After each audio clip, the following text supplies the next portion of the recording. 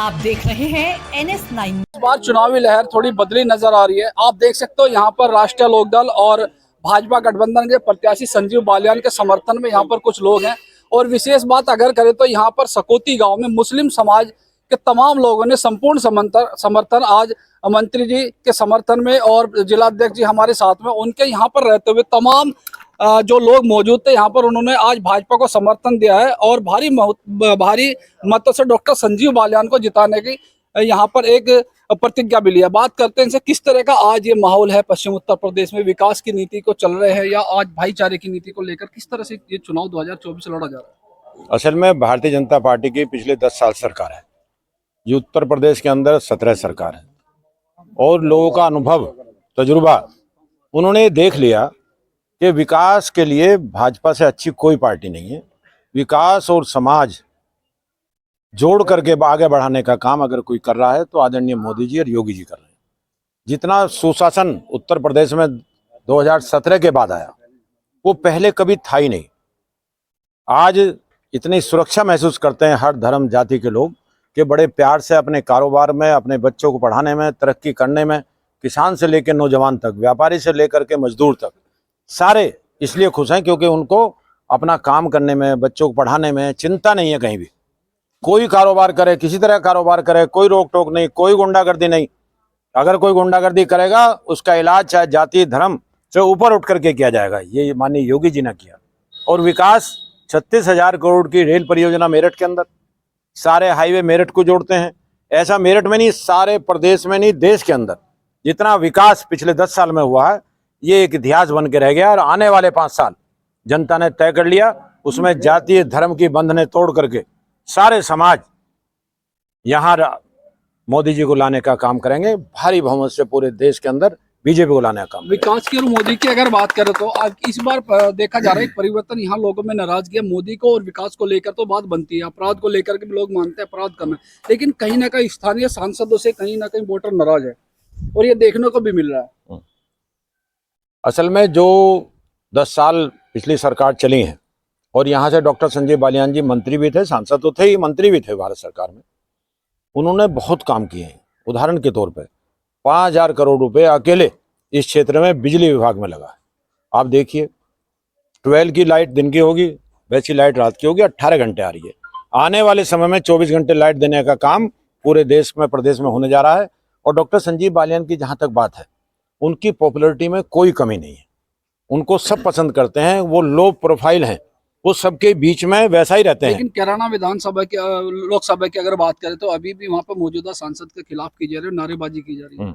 वो कुछ लोग हुआ करते हैं, कुछ लोग माहौल बिगाड़ने की कोशिश करते हैं। वो हमारे लोग नहीं है, वो विपक्षी लोग हैं, उनका वो जानबूझ करके माहौल बनाने की कोशिश करते हैं। लेकिन बीजेपी के और बाकी आम जनता में किसी, क्योंकि वोट देने का काम मोदी जी कर रहे हैं, जो भी वोट वो डालेगा एक एक वोट मोदी जी को जाएगी और देश के भविष्य के लिए जाएगी। आने वाले समय में आप देख लेना कि पूरे प्रदेश के अंदर 80-80 सीट हम जीतना जा रहे हैं। यहाँ की 14 सीटें जो पश्चिम उत्तर प्रदेश में पड़ती है हमारे क्षेत्रीय में, वो एक तरफा जाएंगे। आप देख लेना, पहला प्रथम चरण यहाँ से है और प्रथम चरण से हमेशा माहौल बनता रहा है। इस बार भी जबरदस्त माहौल बनेगा और पूर्व तक जाएगा। 2024 में मुस्लिमों को लेकर क्या रुझान है मोदी को लेकर? मोदी को तो आपका खुल के वोट देगा मुसलमान, तमाम मुसलमान खुल के वोट देगा। हम तो देंगे ही देंगे, इसमें कोई दो राय नहीं। क्या कारण है, क्या उनकी नीतियों से या अपराध? नीति सब अपराध कुछ नहीं है। तो अपराध तो जो अपराध करेगा सजा उसे मिलनी। हम अपराध नहीं करते, हमें कौन सजा दे रहा, मौज ले रहे सब। लेकिन कुछ लोग कहते हैं कि मोदी और योगी जो मुस्लिमों को टारगेट बनाकर कुछ नहीं, ये सब बनावट है, खाना खा के दिखा रहे लोग ये सब बिना मतलब में। क्या इस बार मुस्लिम पूर्ण से समर्थन देगा, वोटिंग समर्थन देंगे जी, पूरा समर्थन देंगे मुस्लिम। इस बार 2019 की अगर बात करें तो लोकदल और भाजपा अलग लड़े इसी सीट पर, एक काफी रोमांचक मुकाबला था। डॉक्टर संजीव बालियान और चौधरी अजीत सिंह स्वर्गीय जो रहे, लेकिन इस बार एनडीए का साथ है लोकदल, वो क्या रहेगा? क्या 400 पार का नारा पार होगा? हाँ बिल्कुल, क्यों नहीं होगा। क्योंकि राष्ट्रीय लोकदल का एक एक सिपाही, एक एक समर्थक, एक एक वोटर, चाहे वो किसी भी समुदाय का हो, किसी भी जाति का हो, किसी भी धर्म का हो, एक एक वोटर भारतीय जनता पार्टी गठबंधन के साथ है, एनडीए के साथ है। और जब दो ताकत, पश्चिम उत्तर प्रदेश की अगर बात करो, केवल 2 ही ताकत है, भाजपा और राष्ट्रीय लोकदल। जब 2 ताकत एक हो जाती है तो वो बहुत बड़ा टारगेट भी पार कर लेती है। उसमें लेकिन कोई ये भी सुनने में आ रहा है कि लोकदल के गठबंधन के बाद कहीं ना कहीं कुछ जाट समाज और रालोद के जो कार्यकर्ता वो नाराज है चौधरी साहब से। लोकदल के किसी आदमी में कोई नाराजगी नहीं है। जो चौधरी जयंत सिंह में आस्था रखते हैं, जो राष्ट्रीय लोकदल में आस्था रखता है, वो नाराज हो ही नहीं सकता।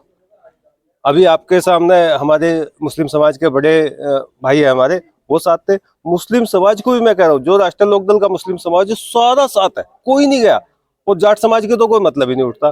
केवल वे लोग हैं जो राष्ट्रीय लोकदल में आस्था नहीं रखते, जयंत चौधरी में आस्था नहीं रखते, केवल वे विरोध कर सकते अभी हैं, बाकी कोई नहीं। कुछ दिन पूर्व की बात करें, 2 से 4 दिन पूर्व, अभी सरदाना विधानसभा में मुख्यमंत्री यहाँ पर आए हैं। मुख्यमंत्री के जाने के बाद एक पूर्व विधायक ने एक केंद्रीय मंत्री के खिलाफ विवादित बयान दिया। क्या लगता है कि सरकार की मौजूदगी में इस तरह का बयान कहीं ना कहीं देखिए, वो उनकी अपनी सोच है, उस पर हम क्या बोल सकते हैं।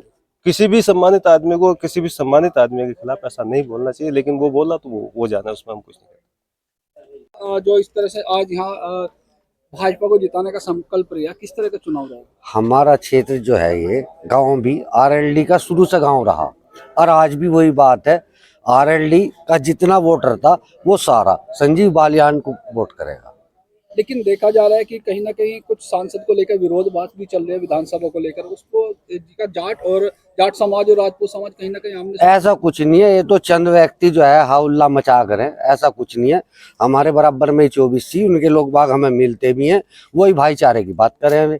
वे कुछ नेता हैं जो बाइट बना दिया दिखा रहे, ऐसा कुछ नहीं। इस बार 2024 भाई देखो भाई पत्रकार बंधु, 36 कौम की पंचायत हो रही थी।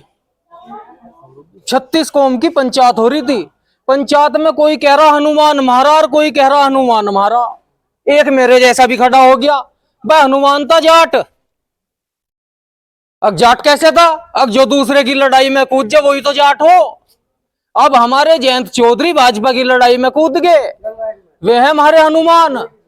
और जैसे ही वे कूद गए तो हम भी कूद गए। नारा 400 पार का भाजपा का है, जयंत का नहीं, पर लड़ाई में तो हम कूदे तो 400 पार करवाएंगे, इसमें कोई शक नहीं। क्या लगता है जयंत के आने से लाभ मिलेगा? लाभ मिलेगा खूब। जब बताइए अभी 400 पार के नारे में कूद गए, हनुमान जी कूद गए, जयंत मत के हो। लोग कह रहे हैं कि 400 पार समझ नहीं पा रहा है, विपक्ष कह रहा है कि 400 पार पेट्रोल पार, डीजल पार, तेल पार, सब्जी पार। क्या है 400 पार? 400 पार सीट है और होली है लोकसभा की। पेट्रोल पंप ना आयो, पेट्रोल पंप तो नीचे ही जा रहे हैं सारे। अभी लोकसभा की 400 सीट पार होली इसमें।